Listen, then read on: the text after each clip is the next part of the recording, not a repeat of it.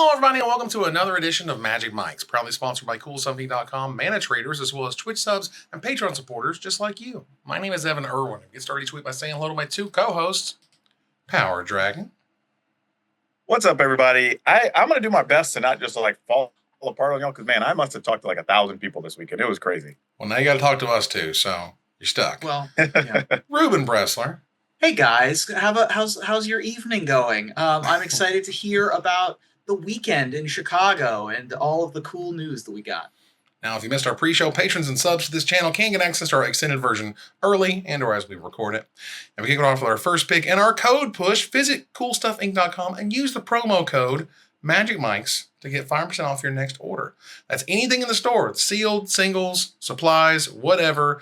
Show your support for the show by using the promo code MagicMics on checkout at CoolStuffInc.com. You can find cool stuff in stock every night. They also help us pick and or support who we raid tonight in your favorite streamer suggestions at the end of the show. And so check that out. Promo code MagicMics at CoolStuffInc.com. And we go here to the first pick, and there is, so much. There was a very large and very interesting presentation that was made by Wizards. And we're gonna bring it up here on the screen so we can all go through it together. And the first one bringing up is a first look at Outlaws of Thunder Junction. Now, one of the things that, this is cool. I like the set. The set is obviously pretty rad. But I haven't seen a lot of the fact that this is the 100th Magic set. Cool. And I don't think they've mentioned it or said anything promo-wise. And I'm like, guys, are y'all letting this one go through the cracks here? Because you really need to not let the 100th set just come and go without something. Okay. Right. Anyway, moving on here, we have some new cards, including some new mechanics. Oko, the ringleader, is here. A new Oko for the first time in many years. Let's just say basically it talks about whether you have committed a crime. You can go and look up the card if you want. I won't read it all around here. But the point says, draw 2 cards. If you've committed a crime, discard a card. Otherwise, discard 2 cards as first ability. And so if you've committed a crime, barring some clarifications, this is if you've targeted anything of your opponents, them, their creatures, their stuff, their graveyard, their library, anything that says target your opponent's stuff, get them. Now, I don't know if counter spells are involved in that. That's the last thing I think is a question mark, but I'd love to know the answer. Either way, if you touch any of my stuff, it's a crime. 100% came from a commander player. Come on, let's face it. I mean, yeah. Quite possibly. Fine. I'm just saying. Still, I think that it's a cool keyword. It is a cool regardless keyword. of what it did. I like that committing a crime is a thing that you do in Outlaws at Thunder Junction. Yeah. You have the word Outlaws right in the name. You needed to commit crimes. So whether that's train robbery, whether that's heisting a bank, whether it's shooting somebody at high noon, I like all of that. Now, yeah, I'm for it. I think it's neat. Again, I don't know if we needed to call it crime, but hey, it fits the set, so I'm here to roll with it. Okay. Pharmacist Shed says counterspell is definitely a crime, so keep that in mind. The question of stifle, does stifle, stop that? I don't know. Now, Tiny Bones the Pickpocket was also previewed. This is a 1-mana mythic, and when there's a 1-mana mythic, we got to pay attention because something's, and then there's a 1-mana creature at mythic. Yeah. Ragavan says hello, and unfortunately, Tiny Bones the Pickpocket is not quite Ragavan. It's 1 black mana for a 1/1 mythic legendary skeleton rogue with death touch, and when it deals combat damage to a player, you may cast target non-land permanent card from that player's graveyard, and mana of any type can be spent to cast that spell. And unfortunately, if you connect with this on turn 2, for example, you're likely not to have any targets. And on turn 3, you still might not have targets. And then later you realize this is a permanent card, a non-land permanent card. So you can't even play their lightning bolts or brainstorms or whatever in older formats, let alone anything in the newer formats. I mean, yeah, but it is still death touch. Your opponent's not going to want to block it, or maybe they trade with the 1/1 if they have it. But the bigger thing is it's a skeleton, and we have some stuff that's cared about skeletons, and we haven't had any worth playing. So maybe that's a thing. It's a rogue also. Yeah. There's a bunch of mill rogue support that if you have a Sorin Sky Thief or a Thieves Guild Enforcer in play and then connect with this, then you get to cast the stuff that you've milled already. This thing's connecting every time, or it's trading up, or it's at least trading at value. So I'm more optimistic about Tiny Bones than you seem to be. I think that this has potential to be not a crash and burn. Let's note a really sweet mana symbol being a cowboy hat. Yeah, hell yeah. The cowboy set hat symbol? set symbol Yeah, the set is symbol top hat tier. is fantastic. Yeah, that's just awesome. Yeah, that's a good job there. Yeah, so we'll see. You know, for me, I want to replay their thought seizes and their duresses. You know, I don't want to replay their creatures, which is fine and all. Sorry, buddy. Fine. Not every card can be the best card. Fine. I mean, but that could be artifacts. That could be enchantments. Like, there's other permanents that are worth casting. It certainly can be. And, you know, the theme of this set is Outlaws versus Outlaws, which I thought was kind of interesting for a variety of reasons. But either way, they show off some really cool lands, the Western art lands. I love the white mana symbol in the clouds. That's actually incredible. Yeah. Fantastic. The negative space lands are really great.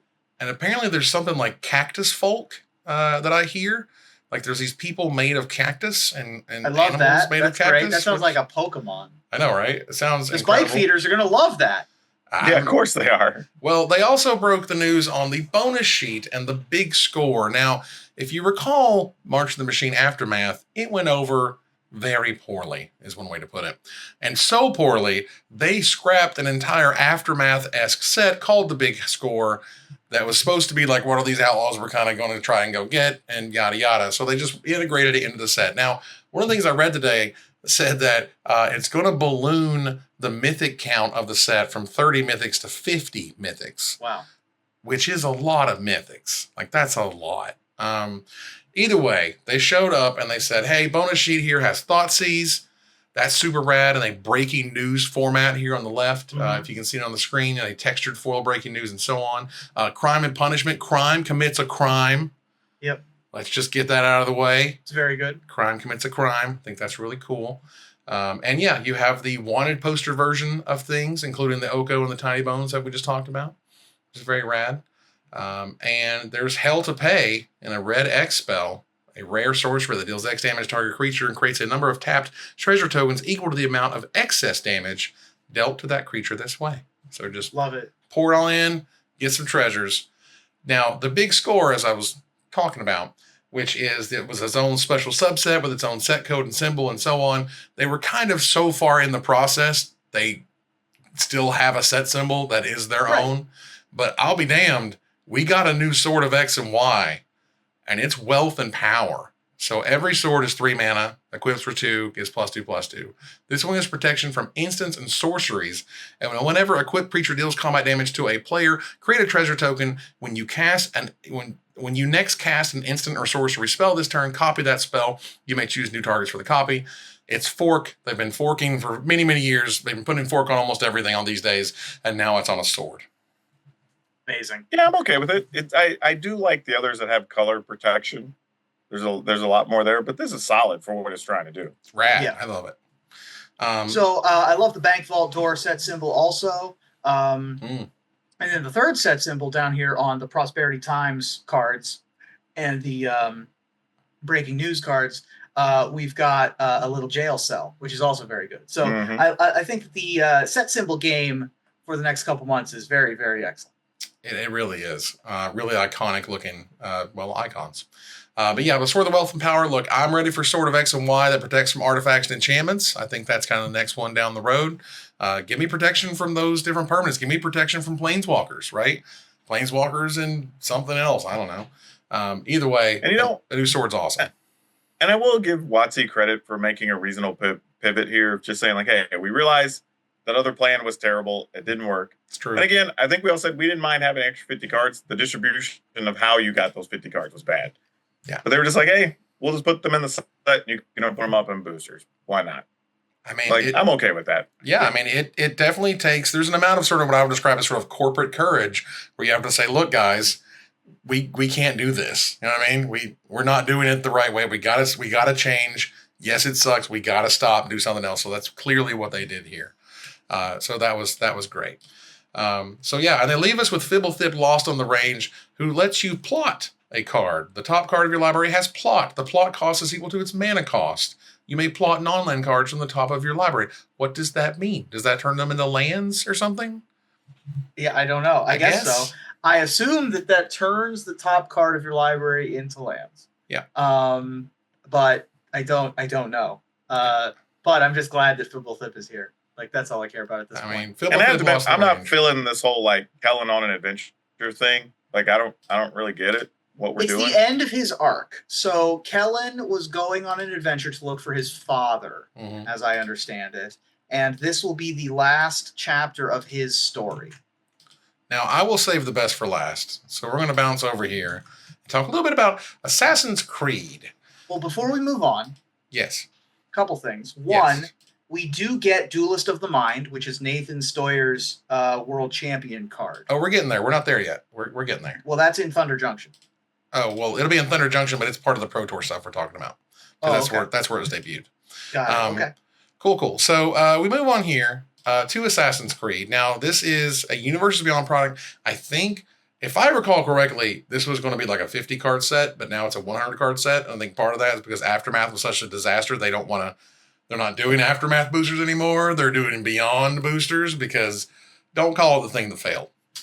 So we move here into Assassin's Creed.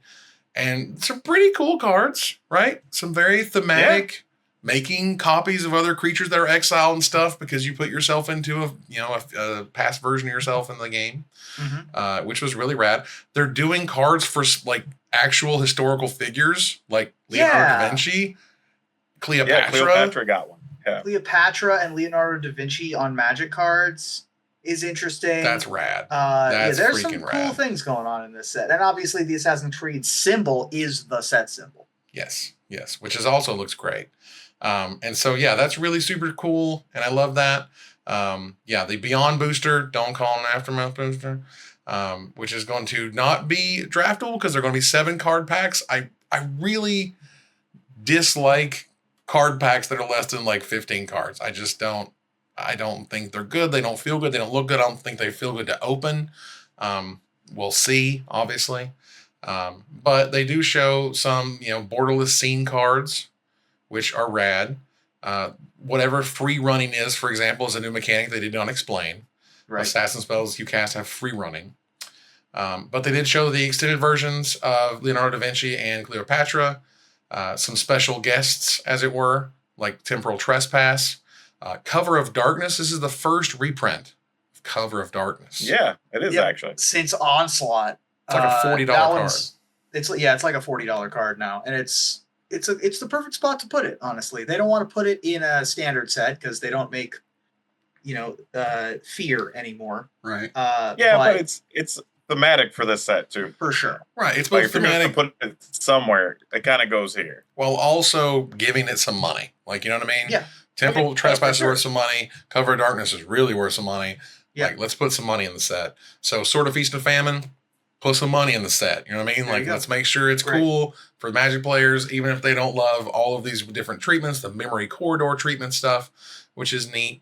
The Memory Corridor treatment, they should just call that video game cover. Or something. Like, I don't know why we give it the fancy name. It looks just like a video game cover.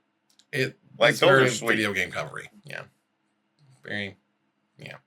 So there's a buy a box promo of Hidden Blade, which is neat, and a 2-deck kind of starter kit that they're making, as well as showing the 2 cards that are in front of them, which are cool.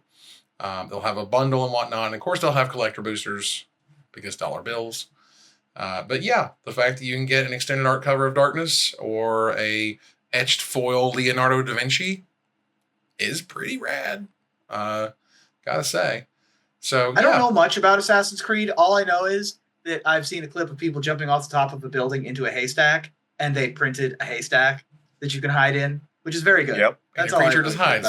Just creature's gone. I love that. It phases out. It's a perfect translation. These are the types of integrations that really feel like, somebody knew Assassin's Creed, somebody loved Assassin's Creed. They wanted to show what Magic could look like, in an Assassin's Creed world, which I thought was super cool. Up next here, we want to talk about Bloomburrow. This is the Small Creatures expansion, which is super rad. The all-animal plane, which is going to be interesting. Right here we have a little house built into the tree, which is very cool. Some scary-looking birds and whatnot. Sure. And one of the things that they did announce is that Mabel is like the main characters on screen right here. Very Little Red Riding Hood, if you will. And Well, Mouse. this is Redwall. I mean, I grew up reading Redwall by Brian Jacques. Yep. And the main character of that is, of course, a mouse who goes on adventures. Mhm. And Mabel is a mouse who's the main character. I am hoping that this is that harkens back to my middle school days reading those novels. Now, the most significant thing, first of all, Raul Zarek as like a raccoon. I don't know what's going on there. Otter. He's an otter. Sorry. Otter, yes. As an otter. Jace as like a fox. Yep. Was another thing they showed. Why and how, we don't know. But as an otter. But one of the this is a huge change. I'm trying to fully explain to everyone how big is the change. Yes, I understand the sagas had something similar to it, but they are going to get rid of retcon out enters the battlefield into just enters, because now when Mabel heir to Cragflame enters, things happen. That is huge. That is huge. That is 31 years. Not even 31 years because they changed it later, but you know what I'm saying? It is multi-decade at this point change that is gigantic. It gives Wizards a huge amount of space back in the text box. It shortens everything down to where that we understand it. Only things can enter the battlefield, and that's it. But this is going to be a change that they said is going to be retroactive. All the old cards are going to have enters now other than enter the battlefield, and that's just, I mean, it's monumental. Well, yeah, but we've said that for years. Like, stuff can only enter the battlefield. Mm-hmm. So, like, why do we have a phrase for it? Right. Like, it just so never why makes don't we sense. just shorten it? Yeah. Yeah. So if it could enter your hand or it could enter your graveyard, then that'd be a different conversation. Yeah. But so I like this change. Save you real estate, save you on ink. I think it's a good change. Yeah, and as Chad noted, like, yes, I know it was different back in the day. It was summon, and it wasn't until like M10 where they finally said, look, this is it. Comes into play. Yeah, comes into play was a big one for a very long time. But yeah, that's just a gigantic change. The card itself is really cool. Ultimately, it could be a 5/5, trample, vigilance, haste for 5 if you have the ability to attach the thing that it makes there. Well, 4/4. Because it's a 3/3. You're right. A 4/4. It doesn't pump itself. Yeah, it pumps other mice. You're right. Other mice you control is also a fantastic phrase. I love that. There's only been like 3 cards that either are or make mice. You'll be forgiven for not knowing the numbers on this card that doesn't exist yet. So we're good. Yeah, exactly. Yeah, we're trying. They are going to show off the different seasons, which I think is really cool. Spring, summer, autumn, and winter for this mountain, which is really cool, which I love. I mean, look at this showcase woodland frame. I mean, absolutely gorgeous. All that stuff is great. But they showed like a cool, mythic with Lumbra, Bellow of the Woods, which is a big scary creature, which is awesome. Yep. And Lumbra that's a primeval titan. That's basically what that card is. That's prime time. That's prime time on a legend. Yeah. Yeah, we'll go ahead and read it off here. 2 green, 4 generic mana. So 6 mana for a star legendary elemental bear with vigilance and reach. Its power and toughness are each equal to the number of lands you control. And when it enters, you mill 4 cards, then return all land cards from your graveyard to the battlefield tapped. So it's going to be a big, strong creature. Yeah. Coming to get you. There's also going to be Borderlands anime. Everyone loves the anime. So we're going to keep that rolling. And then they were like, hey, here's Jace as a fox. And we're just going to leave you with that. Mm-hmm. And we're like, what? Ral is an otter, when you planeswalk to Bloomburrow, you also get a fursona. You get the fursona. Exactly. That was my reality of watching that. Just going along like, okay, so whenever you end up in Bloomburrow, you just become an animal. Right. There. So a future finisher topic will be if you planeswalked to Bloomburrow, what type of animal would you turn into? Yeah. Mm-hmm. That's super rad. All right, cool. So that's Bloomburrow. Bloomburrow is very exciting. What I want to do here is take a look at Modern Horizons 3. You want to talk about capping off an event. Let's all remember, this is coming out on Arena. All of these cards will be on Arena. The draft format will be there. All of these cards they're reprinting as like special guests are going to be in Arena, which we'll get to. But you can't. They just went from the top rope on Emrakul. They're like, look, we're making a new Emrakul. And everyone's just like, Emrakul, the world anew, is 12 generic mana for a mythic legendary Eldrazi that is a 12/12.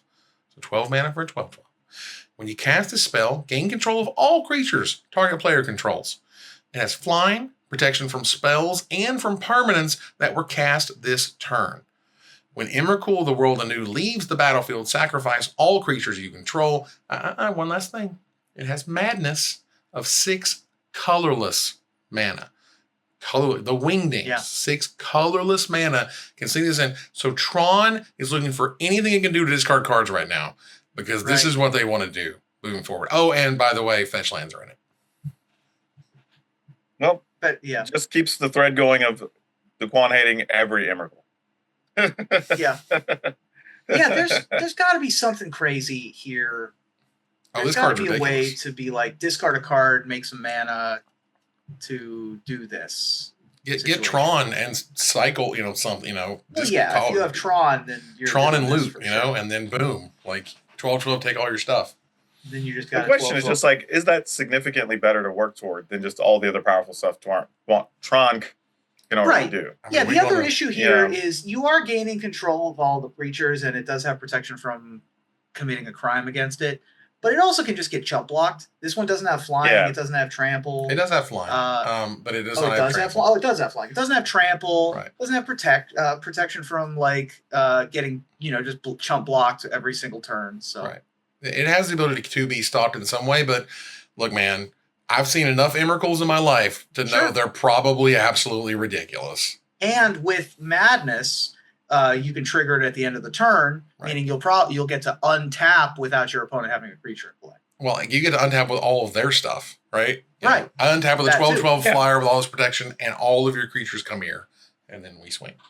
So Polluted Delta's in there, fetch lands are in there. That's already huge for the power / price of the set. Is going to be there. The new Ajani is there. It kind of adorns the box. This is kind of the box art. Yeah, the new flip Ajani is really interesting. They're going to do a bunch of the new flip, another cycle of flip planeswalkers to tell the story of where these characters came from, I guess.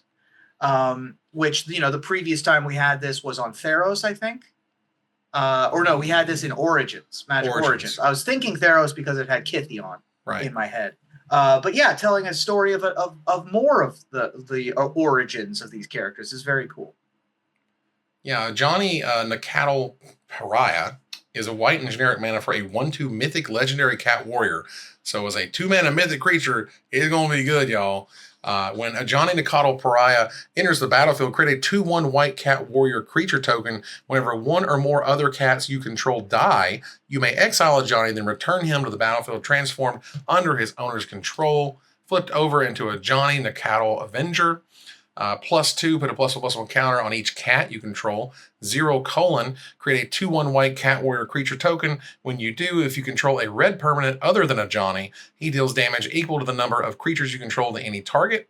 At -4, each opponent chooses an artifact, a creature, and an enchantment, and a planeswalker from among the non-land permanents they control and sacrifice the rest. So that is Cataclysm, and it starts with 3 loyalty. So you can turn it over, make all your cats bigger, and then the turn after that, you get to Cataclysm and keep a Johnny, which is awesome, and should be super rad. So there's one of the big rares from the set. I mean, well, if you like cats, there's a card for your deck right there. Yeah, perfect. 3 power, 3 toughness across 2 bodies on turn 2 is nothing to sneeze at. Mm-hmm. Relatively easy to trigger this because your 2/1 is going to die somewhat easily. Mm-hmm. And then the backside is just make more creatures every turn. So I love this card. Yeah, they're clearly doing this with Tamiyo as well. To have a Tamiyo, then turn into the Planeswalker version of herself. And I think the way it's going is like you'll have the mono color and then double color on the back. Yeah. If not enemy colors on the back. So it'll be blue-green Tamiyo, white Red Johnny, and so on. Sort of showing the transformation of the, a Johnny started out as, just mono white, and then the red came along after the transformation. Absolutely. There's some big reprints that are showing up. Lelia, the Blade Reforged. Yeah. Is ridiculous. Lelia. You're right. Lelia, yeah. Because by the way, when you Cascade or the new Cascade, gets a +1/+1 counter every time you do that for every card you turn over, which is insane. Also, Priest of Titania, which is a fantastic card, all the way from Urza's Saga, if I recall. Yep, Saga. Yeah. Green and generic mana, mana, 1/1. In the text box there. Using the Iconic Masters treatment here with the gears in the text box. I think that that's really clever. I'll take it. I wish that this card would see play. There's probably too many Orcish Bowmasters that exist, but it would pair up nicely in the Elves deck that already exists in the format. That's true. And Maverick Girl is losing their mind, as they should. Priest of Titania is sick. It taps to add a green for each elf on the battlefield. And if you can untap with it, if they don't have the Bowmasters, it's pretty good. If you untap with it, it's spectacular. Spectacular. Now, the booster fun stuff has some cool looking lands. The Eldrazi are all over Modern Horizons 3, which is cool. Fine. Here's some different versions of them are cool, which is super rad. Of course, there'll be serialized versions because why not? Mm-hmm. There's a sweet looking version of Johnny as a textured foil, which is also very cool. And then they showed hey, by the way, we're going to do some free spells. But we're going to try to rein it in just a little bit than just discard a card of this color. Flare of Cultivation is Cultivate, kind of free. Let's talk about it. It's 2 green, a generic mana for a rare sorcery. You may sacrifice a non-token green creature rather than pay this spell's mana cost.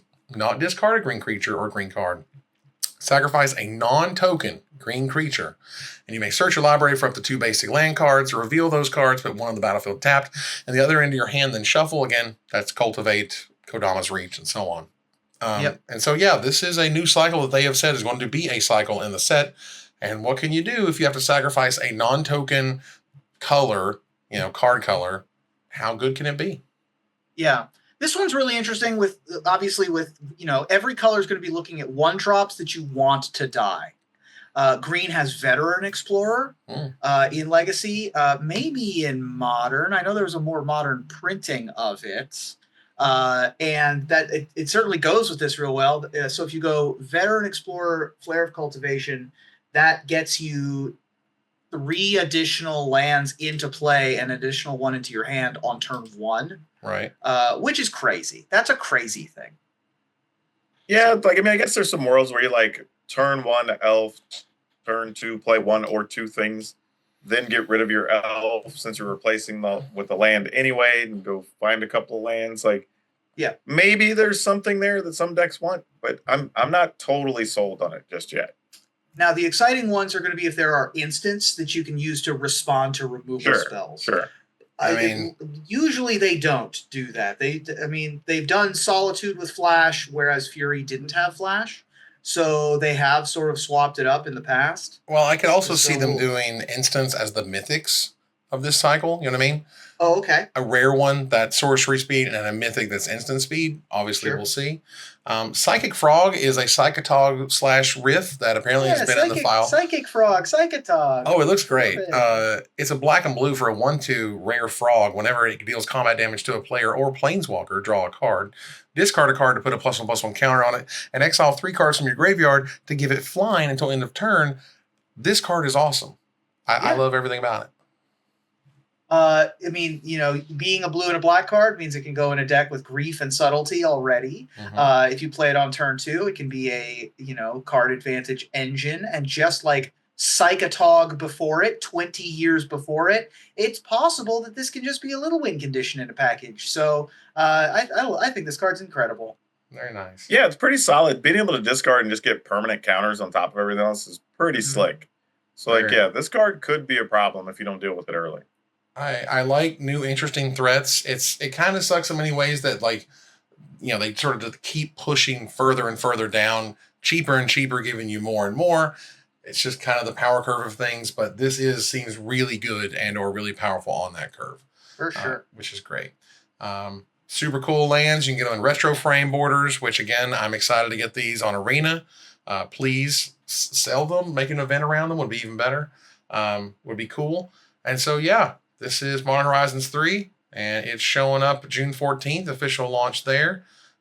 We also get Snow-Covered Wastes, just to point that out for the first time ever. They did. They showed that off. Which canonically means that Kozilek went to Sajiri, I guess, which is weird lore, but that's a lore fact for you. That Kozilek was like, you know what, time to go visit the North Pole. Well, I could see them saying that, like, and this is something that Alex Dine on YouTube mentioned, is like, is Emrakul free now? I can imagine they would say something That's like, also this true. is snapshots from different timelines of the Emrakul, the Eldrazi stuff. Okay, You know I'll what I buy mean? that. So they don't Yeah. they don't have to retcon everything. They just say, hey, this is like this is a glimpse or whatever. Got it. All right, that makes more sense. They are doing commander decks and commander collector decks, which they haven't done since 40K, since Warhammer. Okay. And so that's neat. They're doing collector decks for Modern Horizons. For the Modern Horizons commander decks, but they will not be legal in Modern.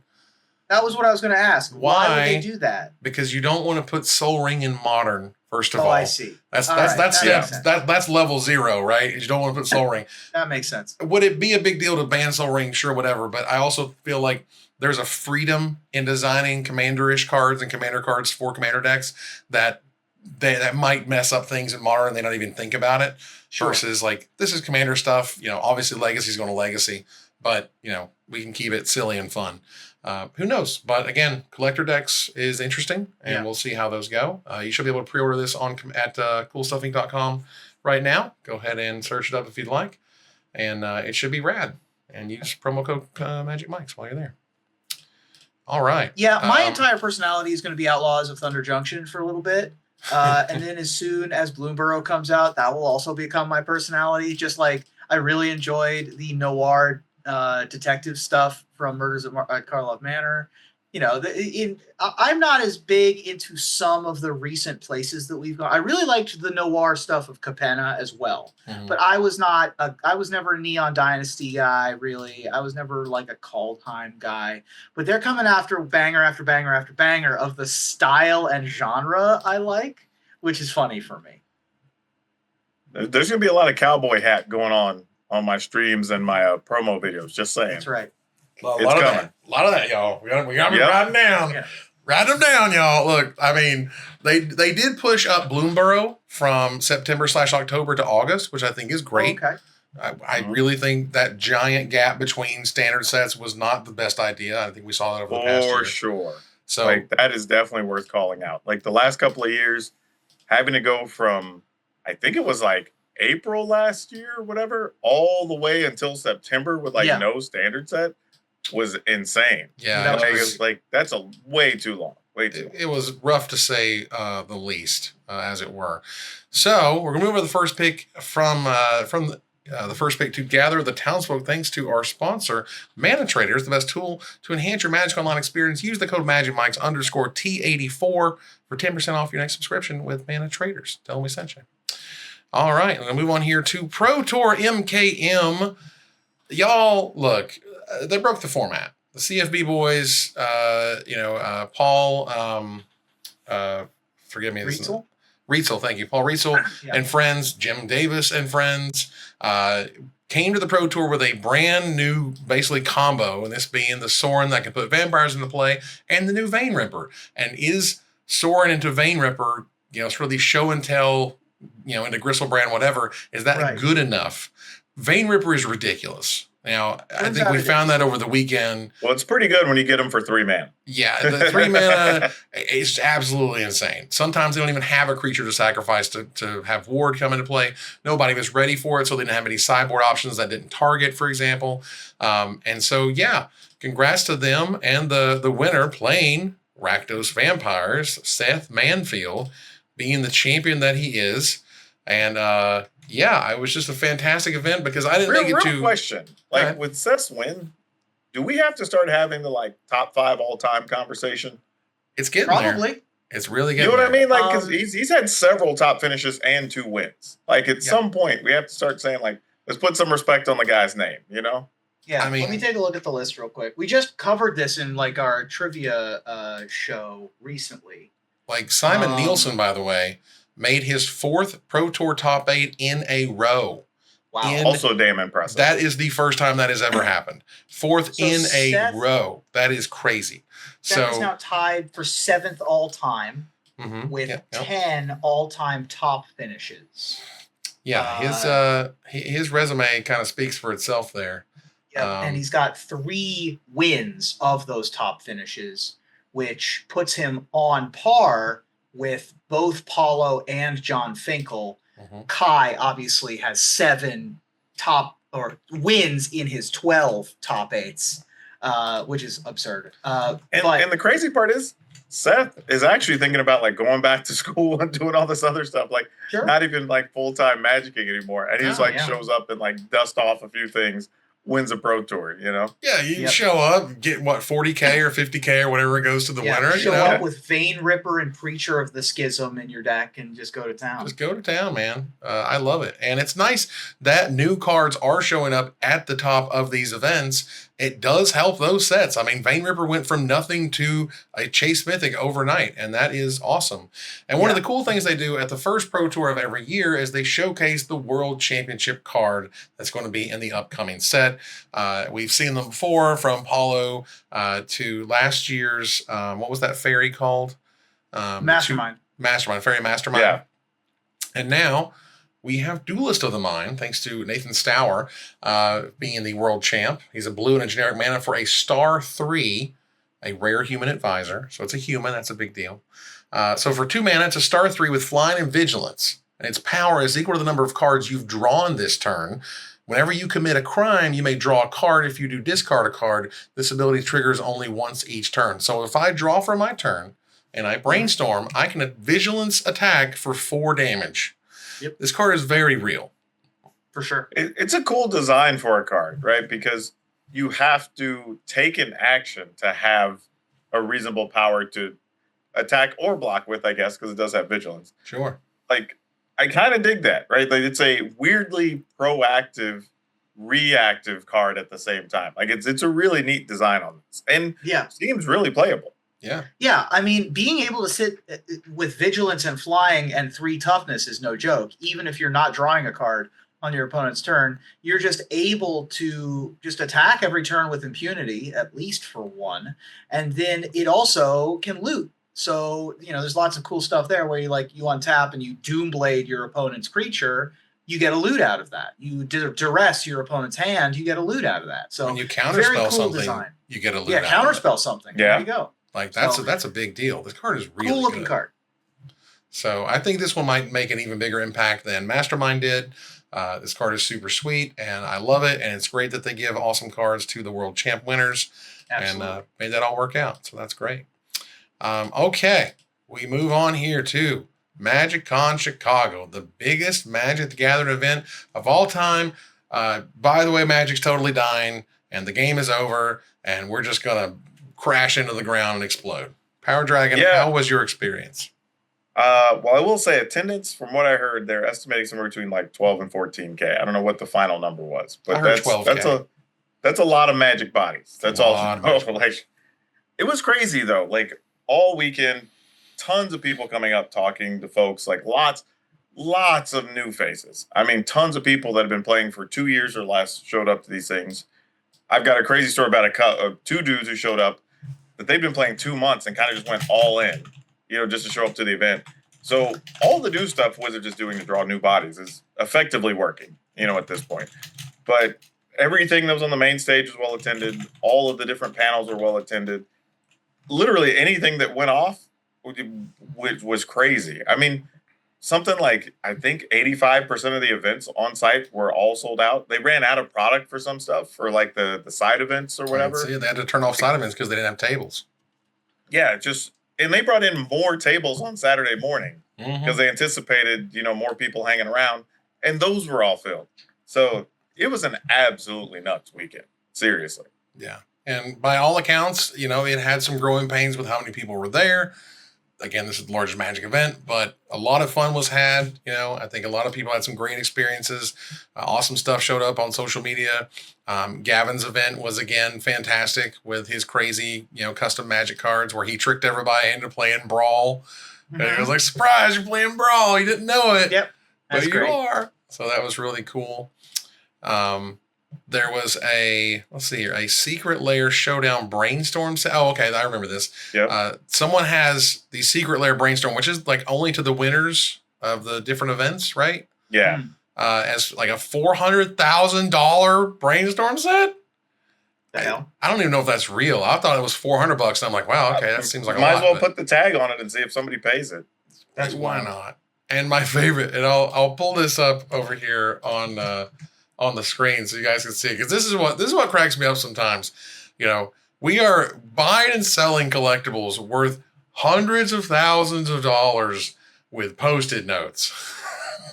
Yeah, $400,000 Post-it note, dude. Let like, me say that this just too. cracks me up every time. Like, For the vendors, there were times on the weekend, like several of the vendors were like 2 rows deep around the vendor table. oh yeah, Like, oh yeah. they were CSI running was out there. of We were stuff. plenty busy. It was absolutely crazy. Like, Yeah. people were spending money. Like, that was not a problem. The Like, artists, I think, in particular, was just slammed. Like, Yeah. oh yeah, every artist, lines out the door, people waiting 3 hours, 4 hours. Someone waited 7 hours in Elena Danner's line, as I dude. understand it. Lines were being capped in the first 45 to 60 minutes every day for some artists. It was absolutely wild. And so that's a whole thing, which is cool. All right, so let's move on here. You can support a good cause on Magic Online. Brad David Marshall is helping to raise some money here to donate, and you can get some in-game rewards, including vintage cube drafts. Let's take a look here and try to pull up some more information about it. This is the vintage versus type 1 diabetes thing. Yeah, I need to message BDM about this again. Yeah. Because I'm a type 1 diabetic. Right. And boy, it would sure be nice to not have to have everything go wrong all the time with type 1 diabetes. For those of you who are unaware, I'm going to talk about type 1 diabetes for a second now. Yeah. It is a circulatory disease. Effectively, your cells require something called insulin in order to open up the cell so that it can use carbohydrates, things like sugar. And if you don't have insulin, then it can't get inside. And the sugar just stays in your bloodstream. And not only do you feel lethargic because you don't have energy, but then your blood gets all thick and gross. And it's a bad time. And before artificial insulin, people like me just died. We just sort of died, but usually before the age of 20. Now we have insulin, and we have technology that can test blood sugar, and we have great things like insulin pumps, like this one that I have, that are sort of doing an impression of a pancreas, but not quite there. And things still go bad. It's a circulatory disease, so everything that has blood associated with it goes wrong. I have thinner hair than I used to. I have numbness in some of my extremities. I have an eye issue that I'm dealing with right now called a retinopathy, where there's bad stuff happening in my eye. Right before I started working at SCG, I had something called a neuropathy, where my skin, the nerve endings went all wrong. Your heart goes bad, your teeth go bad. It's a real bad time. I don't recommend diabetes. We will refrain from being pro diabetes. No, I mean, a hot take here. I know, right? I'm just being anyway, exactly. support this thing. Yes. It's a good cause, and BDM is great. Yeah. Brian David Marshall apparently was diagnosed with diabetes before he even started playing Magic. And so, his life is intertwined with those two things, as hell Ruben has been. The things you've had to do to work around your diabetes when at events and things has been a whole struggle, as a way to put it. So March 2nd and 3rd at the official Magic Online Twitch channel. Donate to Tiltify to receive limited edition avatars and free entries to play the Vintage Cube. And if you go at the max level, you get the all access pass for a week. You can go play whatever you want in Vintage, for example, which is very rad. I'm actually going to follow up with BDM right now. Yeah, go for it. So that's super rad. You can right now go pre-order Sheldon Menery's spellbook, the Secret Lair spellbook. I went and pre-ordered mine literally right before the show because I don't want to forget. First of all, I don't want to forget. Second of all, people are already trying to move these on TCG Player for $150. This will be a very sought after Secret Lair for many, many years. So if you don't have a big connection to Sheldon, if you're just looking to invest in a collectible and throw it in the closet, this is a good option. And it helps a great cause. So if that's an angle, I'm okay with that. To me, I'm going to be so pumped to have something with Sheldon on it right back here in the shelving that's going to be there as long as we film this show. And that is going to mean a lot to me. And so I think it's great both ways. It's both awesome value and awesome sentimental value. And absolutely, honestly, the value is there anyway if you just want to get cards to play with. It's got its Teferi protection in it. That's most of your costs right out of the gate. Right. Like, if you're looking just to flip it, you know what I mean? If this is just a business transaction for you, it'll probably work out. Like, that's what I'm trying to say. You know what I mean? And 50% of the money you're spending is going to go to fight cancer. So kind of hard to be upset at this in any real way. Seriously. Yeah. Now, I mean, also, greater good isn't nothing. Ink Shield isn't nothing. Oh, Ink Shield's like a $30 card. Like, absent everything else, this is a good value. Yeah. Fantastic. And I think they did that on purpose. And thank you, Wizards. That's a great idea. And note these are print to order. These aren't like pre-made or whatever. First of all, that would have been a terrible idea. So it's great that they're print to order. But it's everything is psychological. Like when people are just like, it's going to lose value because they're going to print too many. No, they're not. Everyone is, it's worth what people want to pay for it. And as soon as it becomes not available, The Walking Dead was the #1 bestseller of all time, and it's still worth plenty more than you paid for it back when it first showed up. So I also don't know that any of these are going to go I think a lower percentage of these cards are going to go on the secondary market. A lot of the time when you get a secret lair, you get it for like 2 or 3 cards and then sell the rest. Right. This one you may not play the Ruhan of the Fomori, but you're not going to sell Sheldon the Commander. Absolutely. Like you might not play Elamraldi's Vineyard, but you're not going to get rid of it. You're going to keep the set together. Right. I can't imagine you wanting to break it up. Otherwise, again, if it's just business, throw it in the closet, man. I'm telling you, it's going to be worth it. And again, it helps out at something that Sheldon cared about quite a bit.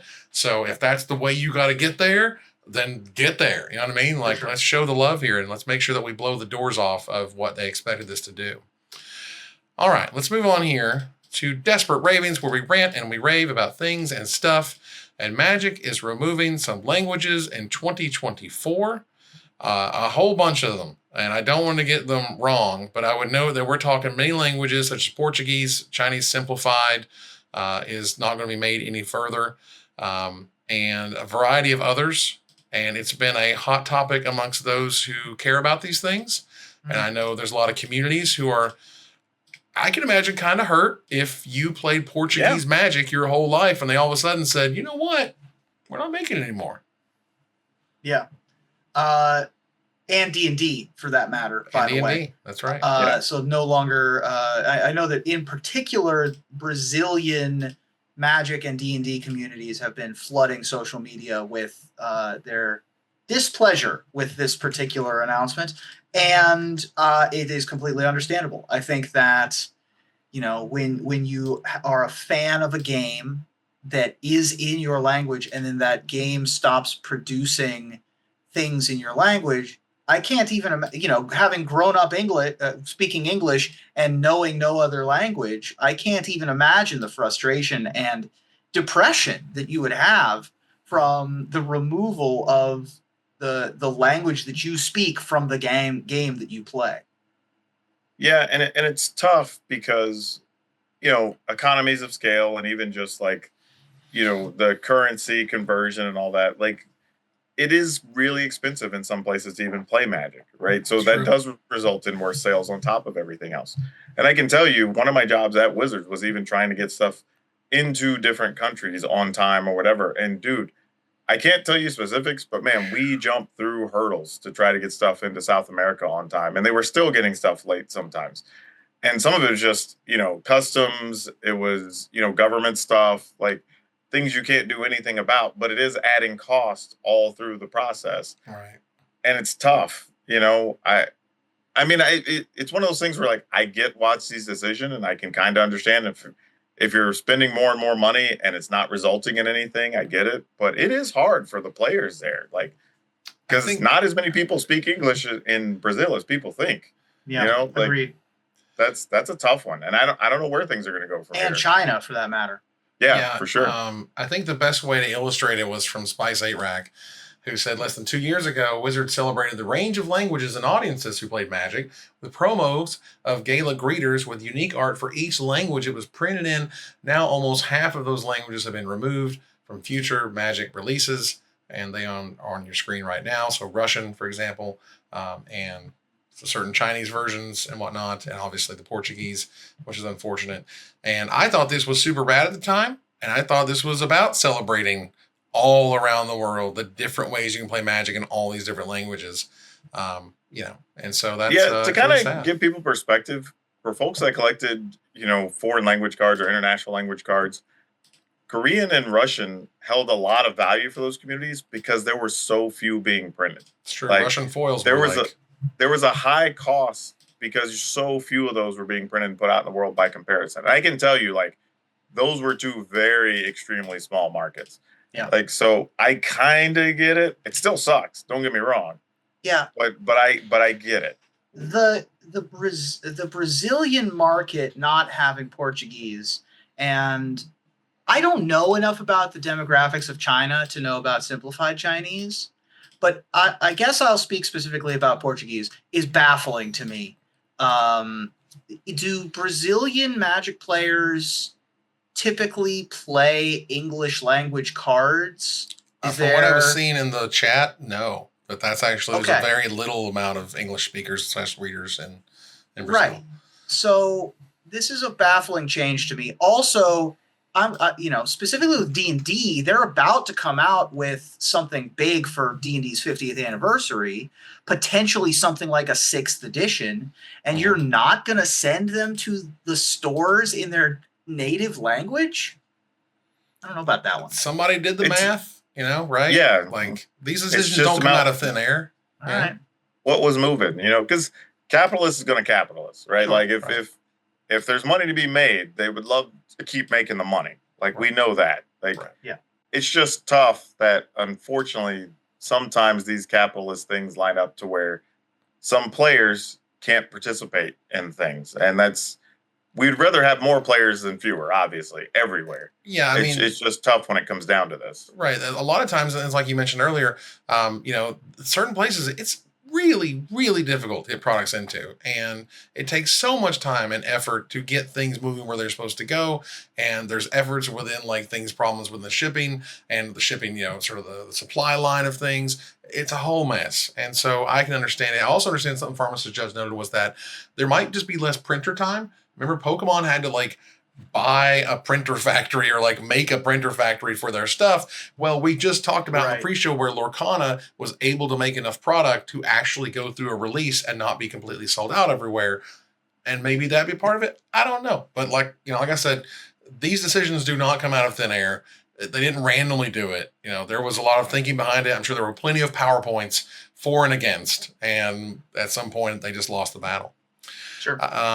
I'm going to bounce over here. The Stickers and Legacy is cute, but I want to make sure we get to these other things, particularly the player to their right. Let's go ahead, and I don't have they're supposed to be going infinite, but I don't have a going infinite with the browser, so you're just Liquid Desert Ravens. Point is that there are going to be some alchemy cards for Karlov Manor, and they unveiled Juggle the Performance, which is a mythic, a black, red, and generic sorcery. Each player discards their hand, then conjures a duplicate of each of 7 random cards from the library of the player, here we go, to their right, into their hand. The duplicates perpetually gain mana of any type, can be spent to cast this spell. The ability does not matter. It really doesn't matter. Yep. This is referring to the player on your right in Magic Arena. Ladies and gentlemen, multiplayer is coming. Mm-hmm. It is happening. Yeah, they told us that. Right. They told us it was it's coming this soon, in the works, in the plan. You know what I mean? They said they were hoping for this year. We'll see if it happens. Right. They've been talking about this for years, really. This is a Wheel of Fortune, right? Yes. But it's you're a deck from your opponent's deck. Right. You get your opponent's deck stuff. And so it's wild and it's silly. That's a weirdo. That to me is what this is. And so this is meant to be wild and silly, and that's cool. For me, it's holy cow, we have to be getting very close to have something like this show up. Is what I'm saying. I still feel like if they are going to have it, we're just going to be downloading a whole new client for Arena. Yeah, I mean, maybe. I just don't know how it would work with its current interface without the icons being itty bitty. That's true. I think we just have to have something else for the user interface, or it's just not possible. I think the question really is it's just about targeting. You know what I'm saying? So if you cast a spell, you'll have to choose the opponent first. and then you go to their board, and then you choose whatever you want to, and you have some control to bounce back, so you can choose a different opponent if you want to, or if you have to choose multiple targets. It's probably not, it's going to be sort of be very clunky. Like this is to me like Arena on phones. I find Arena on phones practically unplayable. I don't like it. I don't have any fun with it. I sure as hell don't like deck building with it. So like, but it is functional. It does work. I think you could argue the same on phones if they make it work. Man, if I had to swipe back and forth to see people's battlefields and make decisions constantly, that's going to be a rough experience. But I mean, they have done multiplayer successfully on Duels of the Planeswalkers. That's a name I haven't heard in a long time. Mm-hmm. But it is possible. It is possible to have a good multiplayer online experience that is clean and digital and not just, the classic spell table / MTGO 4 overhead cameras. Right. I think they can make it look good. But we'll see. Okay. I just thought that was neat. Yeah. The other thing I want to definitely talk about was what kind of, someone asked Mark Rosewater on his Blog and Talk blog, what kind of feedback would it take for Wizards to consider printing more in-universe cards instead of like sort of the weird sort of trickling out they have of the in-universe stuff now? And they're like, I would love to do it, but they don't like stuff that's out of universe. They want stuff that's in universe. And Rosewater said that we've done the research. There just isn't a large enough group that wants universe within cards. We don't think the product would sell well enough to warrant making it. To which I would add a gigantic asterisk and say right now, in 5 years from now, when all of the Lord of the Rings cards are $1 million and all of the Assassin's Creed stuff has blown up or whatever it happens to be, there will be a need / desire for can we reprint this stuff? We know you don't have a license. We know that's coming. That's not even a question. Yeah. Like at some point, you're going to need these 40K cards, the Lord of the Rings cards, the Doctor Who stuff. Like now, again, I'm with you. It may not be next year. It might be 2 or 3 years down the road. I think it's going to be a minute. Yeah. But at some point, that's going to be a product, if not multiple products, to be honest. Honestly, I mean, think of Marvel stuff, right? Like again. You also understand, like, at this point, to me, I don't think of Magic as having this end date. It's just 10 years from now, what are they going to do? They're going to be like, well, we don't have Iron Man and Spider-Man anymore, but we need to make that card because it's $35, $40 or whatever, and we can't put it in anything any other way, yada, yada, yada. So, like, this to me is just, it's too early, but it will get to that point, and we'll have a within, Horizons or something. Wait till you got $150 One Rings. Yeah, true. I'm telling you, it's going to happen. We've seen it happen. With big Bowmasters cards. Doesn't really need a new name, but the One Ring certainly does. And I think that Masters Universes Within is not that far away. There you go. So let's turn the corner here to the finisher. Before we go to the finisher, I want to wrap a bow on Chicago real quick. Sure. I wanted to hear. I didn't get a ton of direct input from people who went to Chicago yet. I mostly saw on social media, but you both have more direct than I do, and Power Dragon was there. So compared to other Magic Fests, how did it grow and evolve and become better than previous Magic Fests?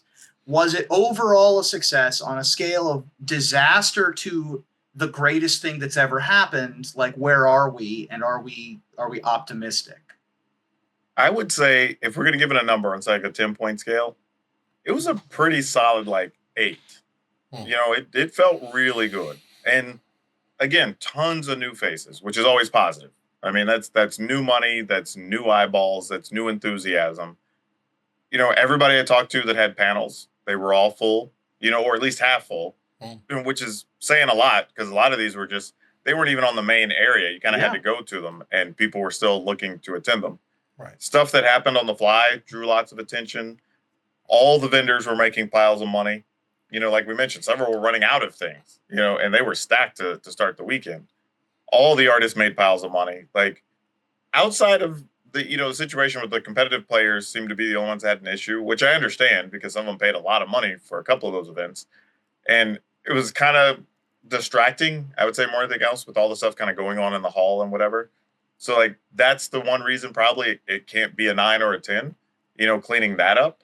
But outside of that, I didn't see a whole lot of complaints. Hell, on the show floor, they even had a full bar. Like, I mean, literally, you could walk up if you wanted like a mojito or whatever, rum I and love coke that. or whatever. Like, they were just hooking you up on the floor. Like, even the vendors were good. You could get deep dish pizza. They had some churros. Dunkin' Donuts was out there. Like it was much better than it'd been at a lot of other shows. Yeah, from what I had heard, sort of the worst of it was like people had to play on the floor, for example, because there wasn't a lot of play space available, or people would find a table and just kind of have to sort of camp themselves there because that's the only way they'd be able to get a table to use the entire weekend. But, and I'll keep it real on the business end of things. The Vegas Magic Con was a little bit better, even though this one had some more people in it. And that can be for a whole variety of reasons. Sure. Vegas was the first one to come back and so on and so forth. Right. But and it was Chicago's really a more expensive city than Vegas. and that's fair. It can be. And so, but it was still a terrific show. I agree. I think it's an 8 out of 10. I think there's some things they could have made to make people kind of have a bit better time, a bit more space to move around. More people is great, but at some point, more people becomes too many people. And what that number needs to be, they just have to figure it out. But yeah, overall, I wouldn't be was great. surprised if Vegas goes over 15K on attendance. Yeah. Possible. Yeah. Next big thing is October, right? There you go. Yeah. So, all right. Move on here to the finisher. This past week in Chicago, the MagicCon was not the only massive event that folks could sink their teeth into.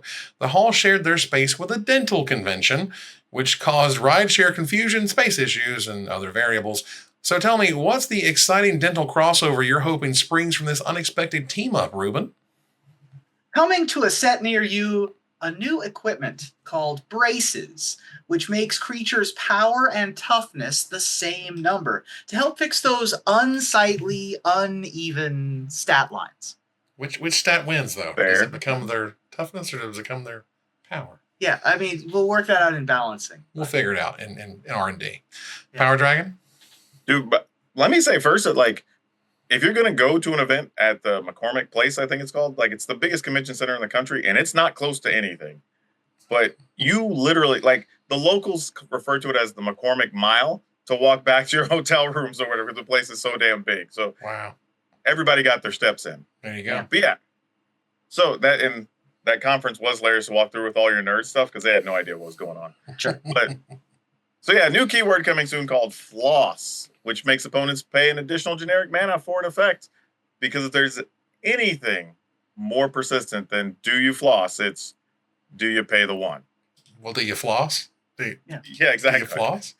You floss. Look, the next dental themed Magic expansion is on its way, quote, dentist appointment, coming every 6 months unless you don't schedule it, which you really should. It's time. Yeah. Look, Yeah. we're I past gotta work on the the Yeah. bad parts of 2020. You got to go back to your dentist, y'all. You got to Take care of your do it. teeth. Them teethers are very important. For real. Them chompers.